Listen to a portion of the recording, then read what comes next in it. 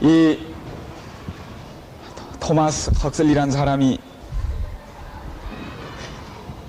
강연 초청을 받고서 시간이 급해서 이제 역에 내렸습니다. 역에 내리자마자 그때는 택시가 없기 때문에 마차를 불렀어요.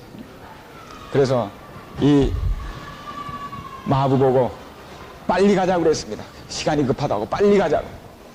마부는 정신없이 마차를 몰았습니다. 근데 시간이 자꾸 지나가는데도 이 헉슬리가 자기가 원하는 자리가 나오지 않아요. 시골길로 들어가고 있어요. 마차가 막 흔들리기 시작했습니다.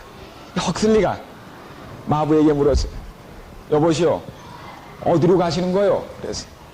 그랬더니 선생님이 그냥 빨리만 가라고 그래서 그냥 빨리만 갑니다. 그래서 어디로 가자는 말을 하지 않고 빨리만 가자고 그랬어요. 그래서 저는 그냥 빨리 가는 겁니다. 그날 헉슬리는 그 강연 시간에 늦었습니다.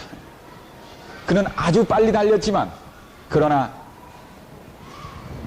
그의 도착 시간은 더욱 늦었습니다. 우리가 정말 바삐 삽니다. 정신없이 바쁘게 삽니다. 근데 문제는 어디를 향하여 그렇게 바삐 가는가가 문제예요. 오늘 저희가 차를 타고 오면서도 정말 바쁜 사람들, 한치라도 한 발짝으로도 빨리 가기 위하여 그 사이를 끼고 들어오고 정말 빨리 가는데 문제는 어디를 향하여 그렇게 빨리 가는가, 그 문제입니다. 그러나 오늘 우리도 빨리 오기 왔지만은, 여러분도 아주 아침 일찍 서둘러서 빨리 오셨지만은 어디로 가시는지 그 목적이 분명하니 우리가 정말 빨리 오신 거 정말 잘하셨습니다. 우린 어디 왔습니까? 예수님이 우리를 기다리시는 수가의 우물가를 찾아서 여기 온 것입니다. 그렇죠? 오늘은 참 더운 날입니다. 정말 목마른 날입니다.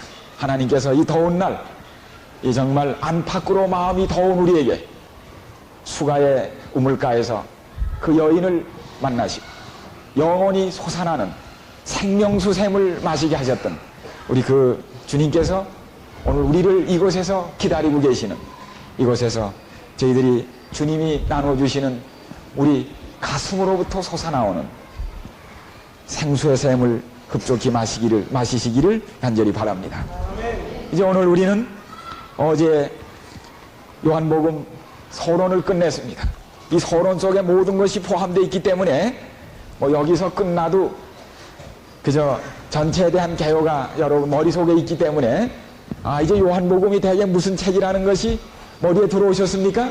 네, 목적이 무엇이며 어떤 구성을 이루고 있으며 무엇을 우리에게 말씀하려고 한 책이며 어떤 상황에서 언제 쓰여진 기별이라는 것이 우리 머리에 분명해져서 이제 우리는 요한복음을 읽고 깨달을 준비와 자격을 갖추게 되셨습니다. 그런데 우리가 저녁과 아침에 계속, 사실은 책은 다른 그 책 같지만은 말씀은 한 말씀이에요. 그렇죠? 요한복음의 제목이 뭐예요? 하나님이 세상을 이처럼 사랑하세요.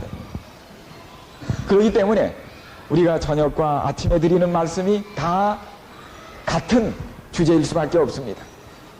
근데 우리가 답답한 것이 이 하나님의 사랑을 들어도 한꺼번에 확 깨닫게 되지 않는다는 사실이에요. 그렇지요? 너무너무 더디 깨달아요.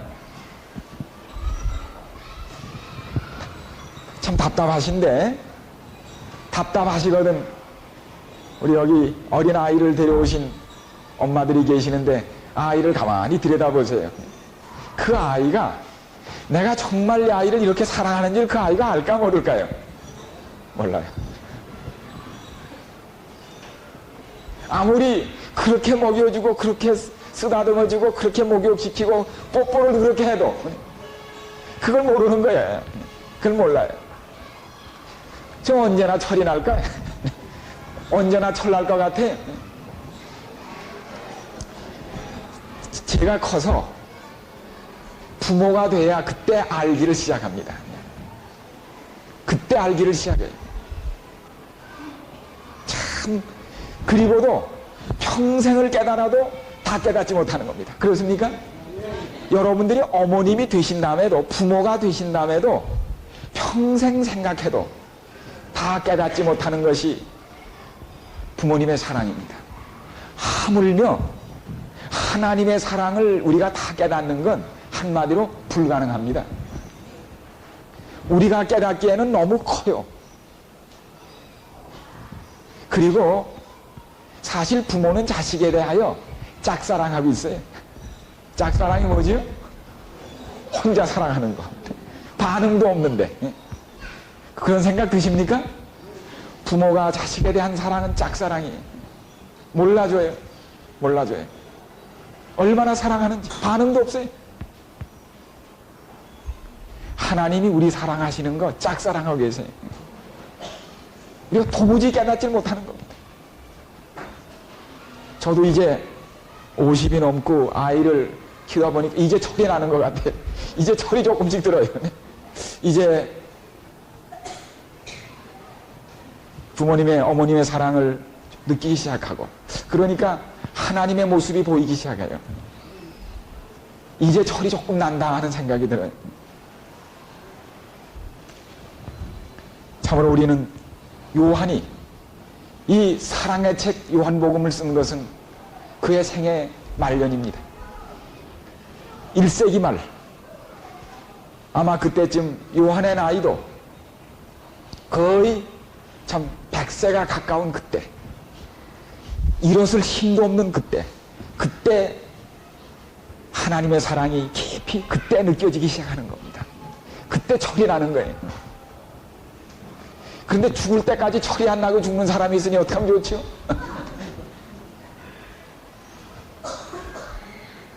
참 죽을 때까지 한 번도 철이 못 난 채 죽는, 정말 이 세상은 불효로 가득 찬 세상이에요. 불효. 이 지구는 불효로 가득 찬 세상. 요새 연일 연야 신문과 또 라디오, TV에 나오는 얘기는 불효 얘기들로 가득 찼습니다.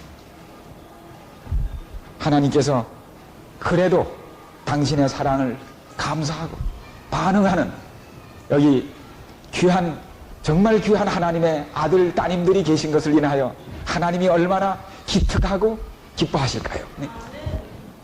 스마냐 3장 17절. 네. 스마냐 3장 17절에 이거 찬미가 있는데, 너의 하나님 여호와가 하는 그 찬미가 있는데, 이걸 부르실 줄 모르시죠? 너의 하나님 여호와가, 너의 하나님, 부르실 분 계세요? 부를 줄 아세요? 우리 이거 한번 읽고서 그러면 불러보시죠. 3장 17절. 저 우리 서목사님, 사모님 부르실 줄 있어요? 네? 여기 한번 리드를 하시면 우리가 같이 불러도 되는데, 3장 17절 같이 한번 읽어보세요. 시작. 너의 하나님 여호와가 너의 가운데 계시니 그는 구원을 베푸실 전능자시라. 그가 너로 인하여 기쁨을 이기지 못하여 하시며 너를 잠잠히 사랑하시며 너로 인하여 즐거이 부르며 기뻐하리라 하리라. 하나님이 어떻게 해요? 여호와가 너희 가운데 계시니 그는 구원을 베푸실 전능자시라.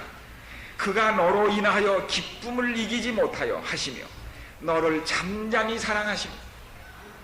이 자식이 기특해하는 거 볼 때 부모들 어떻게 하죠?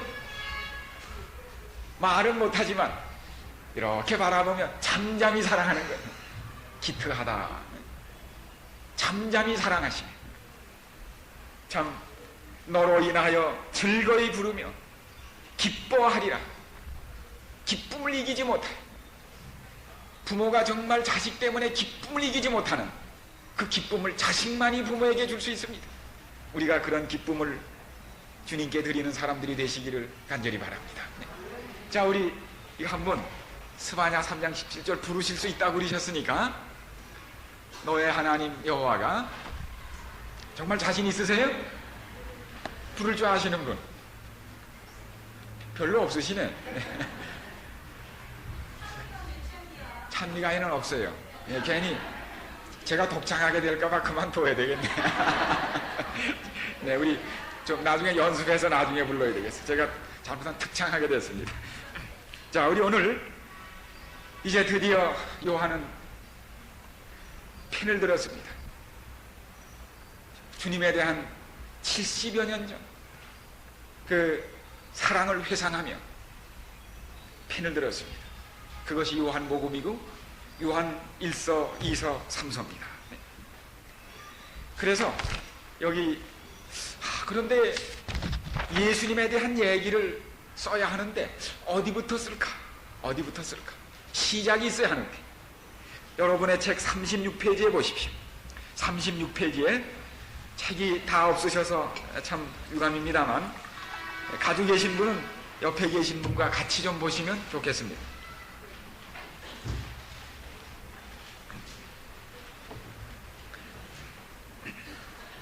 마태는 예수님에 대하여 쓸 때 그 시작을 어디부터 썼어요? 아브라함과 다윗의 자손 예수 그리스도의 족복 세계라 이렇게 했습니다. 그게 아브라함 때부터 썼습니다. 마가는 예수님을 어느 때부터 썼죠? 예수님보다 6개월 먼저 태어난 침례 요한의 때부터 썼습니다. 누가는 예수님을 언제부터 썼죠? 아담이 누구를 낳고 마침내 요셉에게서 마리아에게서 예수님이 탄생했다. 아담 때부터 썼습니다. 요한은 예수님을 언제부터 쓸까 생각하다가 자, 요한복음 1장을 보십시오. 언제부터 예수님을 쓰기 시작했는지. 요한복음 1장 시작할 때 어디부터 예수님 얘기를 시작할까? 태초에 말씀이 계시니라.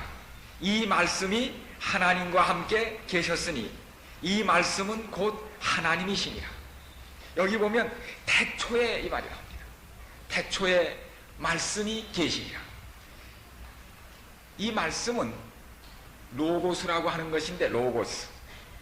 이 로고스라고 하는 그 헬라 말은 그때 당시 그 파일로라고 하는 사람을 비롯하여 유대 사람들이 또 헬라 사람들이 많이 쓰던 특별한 용어입니다.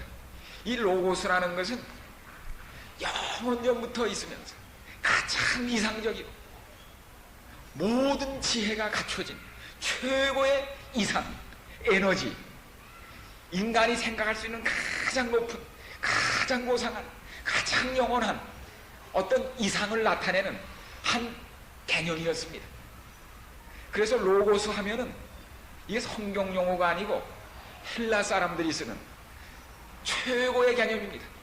바로 요한은 이 말을 빌려서 여러분들이 생각할 수 있는 최고의 이상, 최고의 이념, 최고의 가치, 바로 그분이 예수 그리스도라는 것을 이 말 한마디에 포함을 시킨 것입니다.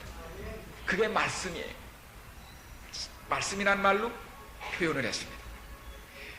그런데 여기 자 다시 33페이지로 돌아오시면 이상한 말을 씁니다. 태초의 말씀이, 태초는 아득한 옛날인데 태초의 말씀이 계셨느니라 그래야 되잖아요. 옛날이니까. 근데 여기 보니까 계셨느라가 아니라 뭐예요? 계시니라. 이게 뭡니까? 문법이 좀 이상하네요. 그렇죠? 옛날이면 계셨어야 하는데 계시니라니까 이건 뭐죠? 예, 계셨느니라 그러면 어느 때 계시기를 시작하셨다가 시작하신 때가 있다는 뜻이 돼버려요. 그래서 요한은 요 계시니라를 쓸 때 헬라어에 여기 보면 여러분의 그 페이지에 저 33페이지 중간에 나옵니다. N 그렇게 썼는데 N 미완료라고 하는 거. 미완료. 즉 요 말은 언제 쓰는가 하면은 과거의 시간에 제한이 없이 계속되었던 동작이나 존재를 나타낼 때 쓰는 그런 시제입니다. 언제부터 계셨던 시작이 없어요. 또 언제까지 끝난다는 그것도 없어요. 미완료예요. 끝나지 않았어요. 시작도 그렇고 끝도 그렇고 시종이 없어요. 계속되는 존재나 동작을 나타낼 때 쓰는 그걸 썼습니다. 다시 말하면 예수님은 계시기를 시작했던 때가 없습니다. 무한한 과거부터 계셨어요. 그래서 계신이라 그랬습니다. 그래서 태초에 하나님이 천지를 창조하시니라, 그 천지를 창조한 창세기 1장 1절하고 요한복음 1장 1절은 같습니까? 다릅니까? 달라요. 창세기 1장 1절은 뭐의 시작이죠? 지구의 시작이에요. 요한복음 1장 1절은 누구의 시작이에요? 예수님의 우주의 시작. 아득한 끝없는 과거, 영원 전에 있었던 우주보다 더 먼저 계신 무한한 과거로부터 계셨던 예수님. 그런데 그분은 하나님과, 여기 보면 그 하나님과 함께 계셨습니다. 요것도 계셨다는 말이 아니라 사실은 그 똑같은 동사입니다. n이에요. 안 계시다가 계셨던 때가 있는 게 아니라 무한한 과거부터 같이 하나님과 같이 계셨어요. 여기 계시니라, 말씀이 하나님과 함께 계셨으니가 사실은 아니에요. 계시니 그래야 돼. 그것도 똑같은 미완료입니다. 그러면서 이 말씀은 곧 하나님이십니다. 근데 이분이 누구예요? 하나님이셨어요. 그래서 여기 하나님과 동등한 분입니다. 그래서 예수님은 무한한 과거로부터 하나님이셨고 끝없는 하나님이셨습니다. 하나님과 동등이신 분이었습니다. 여기에서 우리는 이 삼위 하나님의 모습과 예수님의 위치를 알게 됩니다.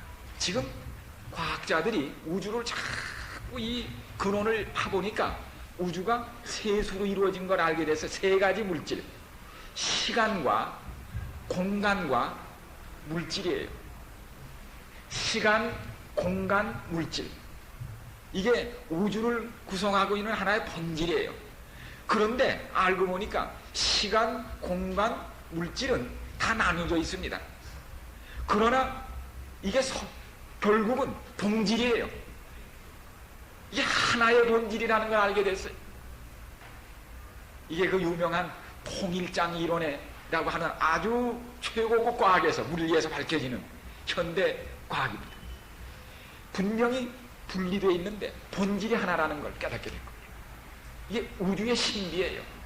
삼위 하나님이 우주를 이루고 계시다는 사실은 우주의 신비인데 과학으로 그 본질들이 조금씩 밝혀지고 있는 것 뿐입니다. 네. 그런데 그래서 이 하나님이신 그분이 3절 만물이 그로 말미암아 지은 바 되었으니 지은 것이 하나도 없이 된 것이 없느니라. 바로 1장 3절이 뭔가 하면 저기 나오죠? 1장 1절은 우주의 시작이고 1장 3절이 뭐의 시작이에요? 창세기 1장 1절이 요한복음에서는 3절에가 붙습니다.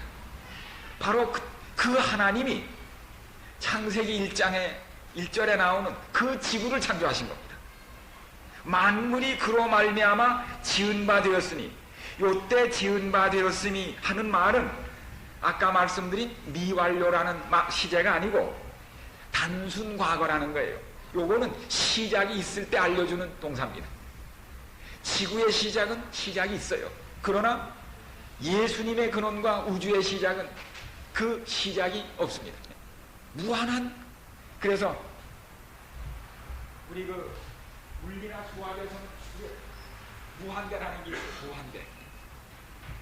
정말 물리나 수학에도 무한대라는 게 있어요. 무한한, 끝나지 않는 어떤 세계가 정말 있습니다. 무한대야, 무한대.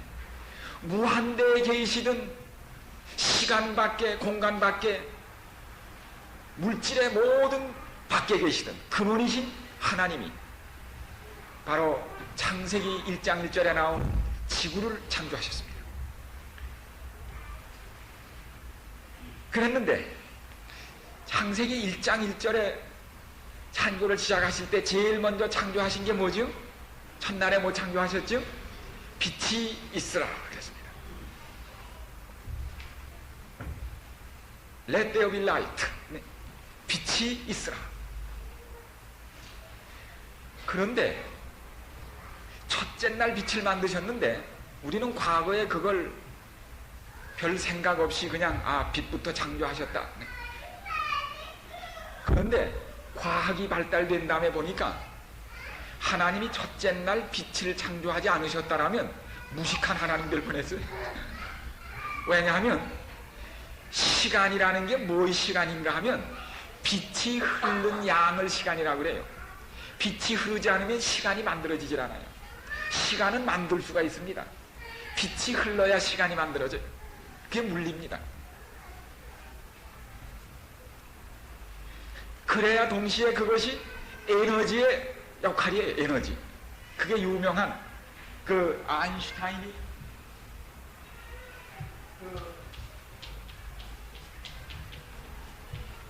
발견한 E는 MC 자승이라고, 저 E는 에너지라는 말이고, 저 M은 그 질량입니다. C는 빛의 속도입니다. 이게 소위 말하는 상대성 원리라는 가장 우주의 신비를 밝히는 가장 고상한, 가장 심오한 법칙이에요. 저거를 다 이해하는 사람이 아인슈타인 말고 진짜 다 아는 사람이 몇 사람 되느냐 하는 겁니다. 시간과 공간의 상대성이라는 거예요. 그래서 그 부인에게, 아인슈타인 부인에게 당신이, 남편이 상대성 원리를 발견해서 그렇게 유명해졌는데 당신은 상대성 원리가 뭔지 아시나요? 그랬더니 예, 나는 저건 모르지만 그 양반하고 나하고 상대성 원리는 알아요. 그러대요. 그럼 됐지요. 그렇죠? 어떻게 살아가는지 안다 이거예요. 남편을 어떻게 대할 줄 안다 이거예요. 그가 나를 어떻게 대하는 줄 안다 이거예요. 그거면 됐습니다. 사실. 그래서 그런데 하나님이 창조하실 때 구약에 읽어보니까 뭐로 창조하셨다고 그랬죠? 시편 33편에도 말씀으로, 입 기운으로 그랬습니다. 이 얘기는 너무 깊이 하면은 아주 깊이 빠지면 안 되거든요. 말씀으로 창조했다고 그랬어요. 그런데 이 말씀이라는 말이 뭔가 하면은 히브리 말로는 구약에 다바르 그래. 다바르. 이 다바르라고 여기 나오죠? 다바르.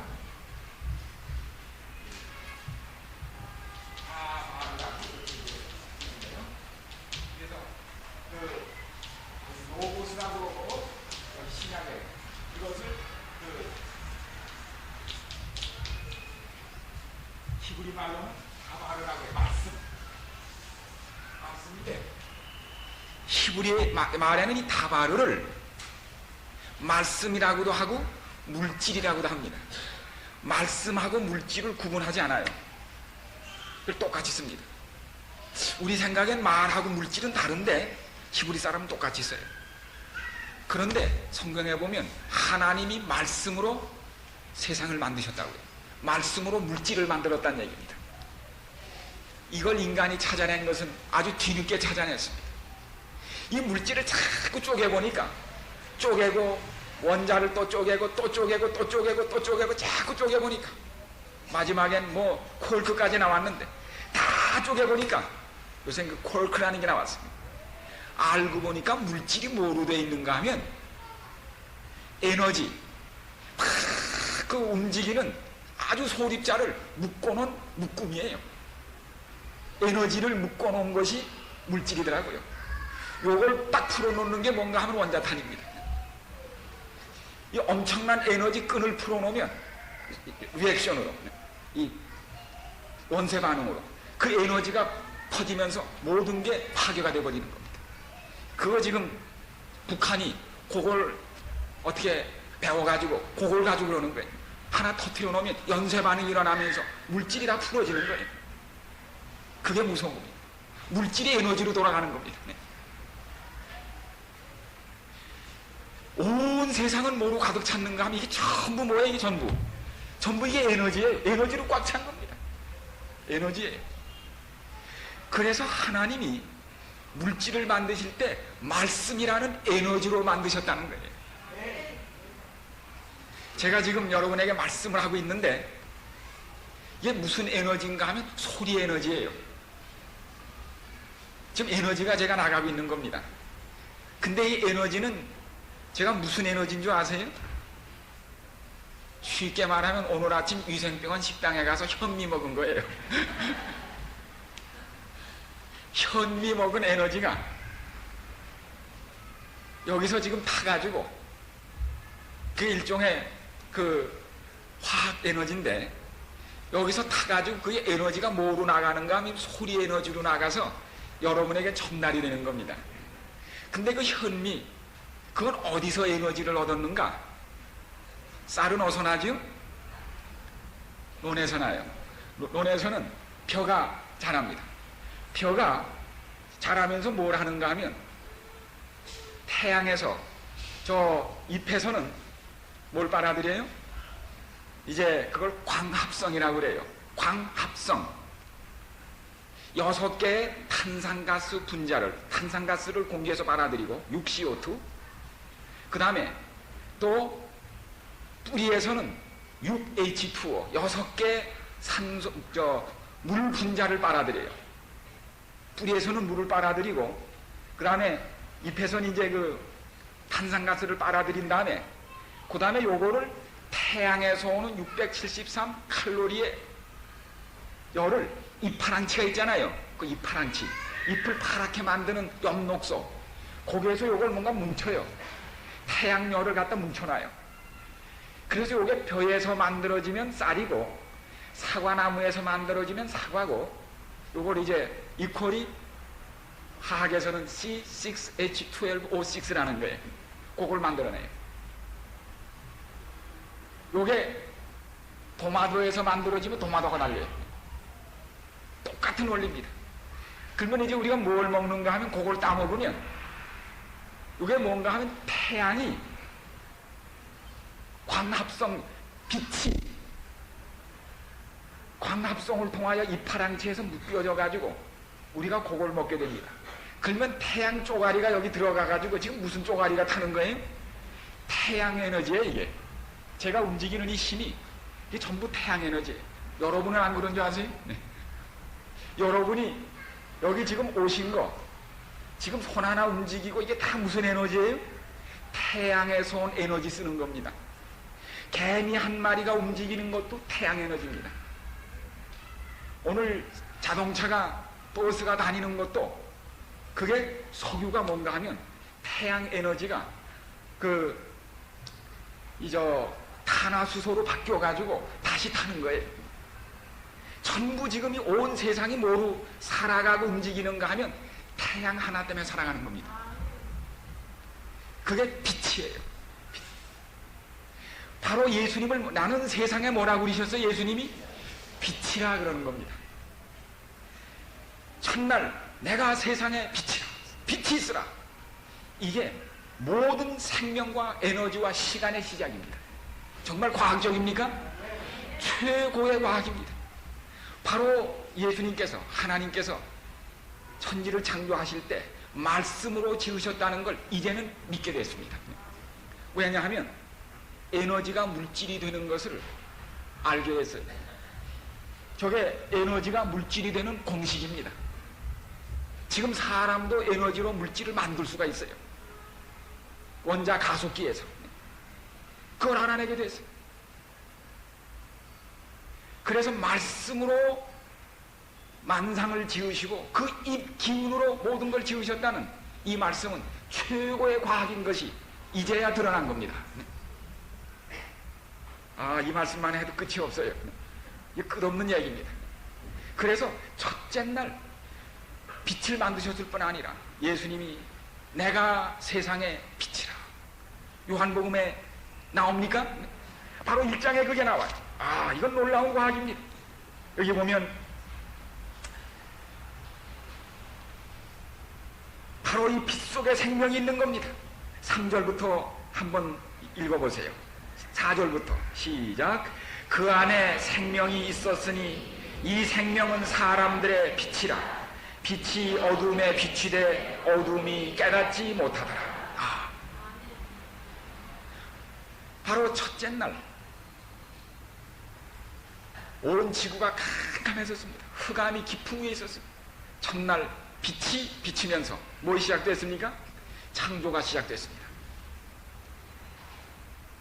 그러나 그렇게 시작된 창조가 죄 때문에 캄캄해졌습니다. 어두워졌습니다. 빛이 없으면 죽음입니다. 그렇죠? 빛이 없어지면 세상은 즉시 뭐로 화나요? 죽음으로 화합니다. 이 땅에서는 아무 생명도 돋아나지를 못해요. 아무것도 없습니다. 빛이 있어야 살아가는 겁니다. 죄는 빛을 가렸습니다. 지구는 다시 캄캄한 흑암으로 덮였습니다. 이럴 때에 태초에 빛이 있으라고 하셨던 그 예수님이 이제는 뭐로 나타나셨어요? 빛의 근원인 요한복음 8장 보세요. 아, 이 말씀이 얼마나 깊은 말씀인지 우리가 깨닫게 됩니다. 요한복음 8장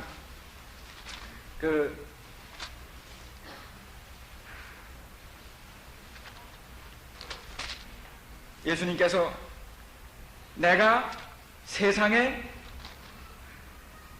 빛이라. 네. 내가 세상의 빛이라. 여기 12절 보세요. 예수께서 또 일러 가라사대 나는 세상의 빛이니 나를 따르는 자는 어둠에 다니지 아니하고 생명의 빛을 얻으리라. 마침내 죄로 어두워진 캄캄한 세상에 빛의 근원인 예수님이 이 땅에 빛으로 나타나신 겁니다. 그런데 어떤 반응이 생겨요? 8장, 요한복음 1장 다시 보세요. 1장에 다시 보시면 이 빛에 대하여 어떻게 됐는가? 10절 그가 세상에 계셨으며 세상은 그로 말미암아 지은 바 되었으되 세상이 그를 알지 못하였고 자기 땅에 오매 자기 백성이 영접지 아니하였으나. 빛의 근원으로 이 땅에 오셨는데 사람들이 이 빛을 어떻게 해요? 거절하는 겁니다. 영접지 아니하는 겁니다. 그러나 누가 있었어요? 12절 영접하는 자 곧 그 이름을 믿는 자들에게는 하나님의 자녀가 되는 권세를 주셨으니. 그러나 극소수의 사람만이 이 빛을 받아들인 겁니다. 그래서 여기 고린도후서 4장 6절을 보세요. 아주 이 말씀의 깊은 뜻이 바울 선생님에 의해서도 설명됐는데 고린도후서 4장 6절에 읽어보십시오. 여기 보면 4장 6절 같이 한번 읽어보실까요?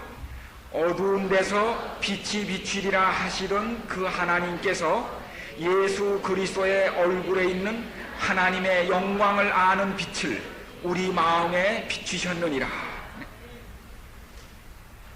어두운 데서 빛이 비추리라 하시던 창세기 1장의 하나님이 죄로 어두워진 우리 마음에 생명의 빛을 다시 비추셨는데 누구를 통하여 비추셨다고요?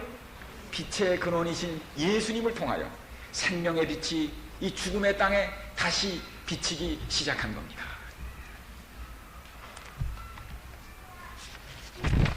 자, 그래서 왜 그런 일이 생겼는가? 요한복음 1장 우리 다시 보세요. 요한복음 1장 다시 보시면 14절에 이 규절은 우리가 빨리 중요한 규절이니까 한 다음에 우리가 그 다음 이야기로 들어가도록 하겠습니다. 이 말씀은 그냥 지나치기에는 너무 중요한 말씀이 있습니다. 1장 14절 말씀이 육신이 되어 우리 가운데 거하심에 우리가 그 영광을 보니 아버지의 독생자의 영광이요 은혜와 진리가 충만하더라. 태초부터 무한한 과거부터 하나님이셨던 이분이 뭘 입으셨다고요? 육신을 입고 우리 가운데 살기 위하여 인간의 몸으로 마침내 탄생하셨다 이겁니다. 이걸 뭐라고 합니까? 성육신입니다. 성육신.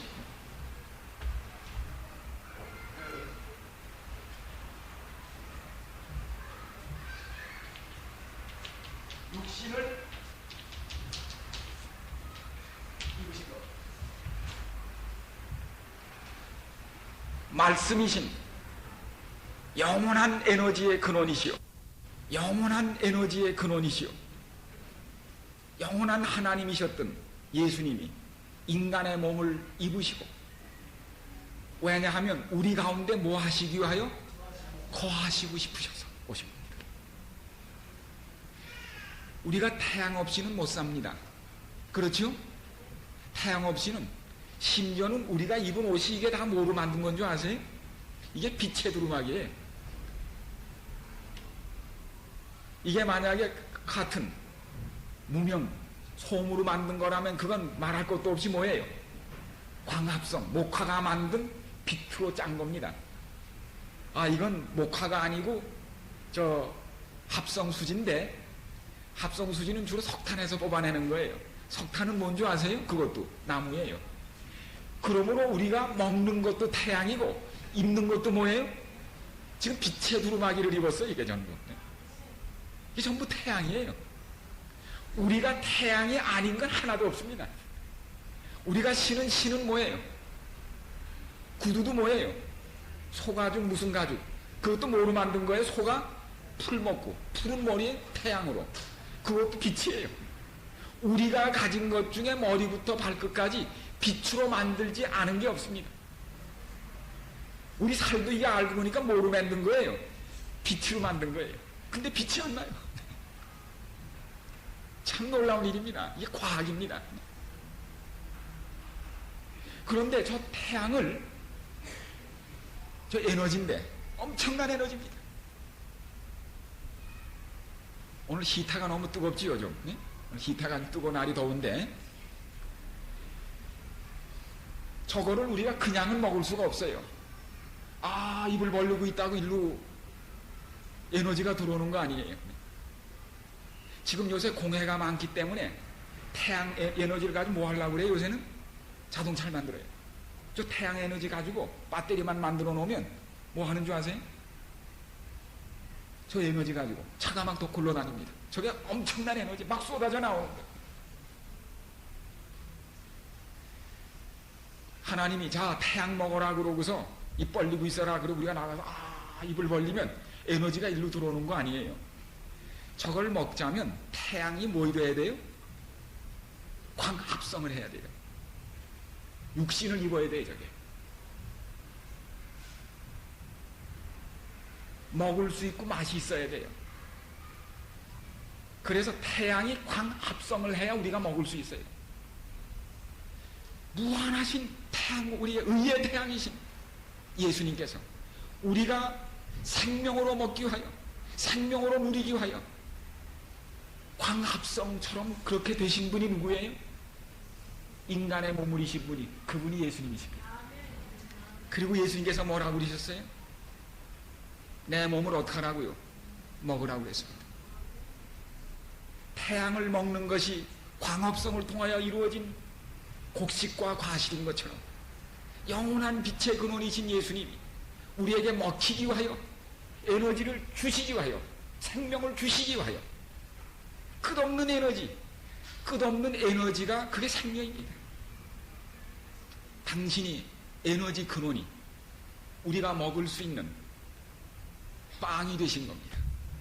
포도즙이 되신 겁니다. 마셔라, 먹어라. 그래야, 이걸 먹어야 너희 속에 뭐 있다고요? 생명이 있다. 그러기 위하여 육신을 입으신 분이 예수님이십니다. 이건 너무나 놀라운 과학이라서 아직도 이 과학이 뭘 밝혀내지 못했는가 하면 광합성이 이루어지는 걸 현상만 알아냈지 그 신비를 찾아내질 못했습니다. 아직도. 너무너무 신비한 거예요. 만약에 광합성의 신비를 알아낸다면 뭘 하지 않아요? 이 광합성의 신비를 알아낸다면 뭘 하지 않을까 인간이? 농사 안 짓습니다. 농사 짓는 이유가 왜 줘요? 아직도 그걸 몰라서 그래요. 그렇죠? 태양 얼마든지 있겠다. 물이 있겠다. 탄산가스 얼마나 있겠다. 그거 가지고 공장 만들어서 돌리면 막 쏟아져 나와요. 왜 농사를 짓는가? 광합성의 신비를 아직도 몰라서 그렇습니다. 그건 안 알려줘야 할 거예요. 어떻게 하나님이 인간이 되셨는가? 신비입니다. 설명을 할 수가 없습니다. 그러나 그것이 아니면 인간은 살 수가 없습니다. 광합성도 모르면서 어떻게 하나님 인간이 되신 성육신을 알아요? 최고의 과학이에요.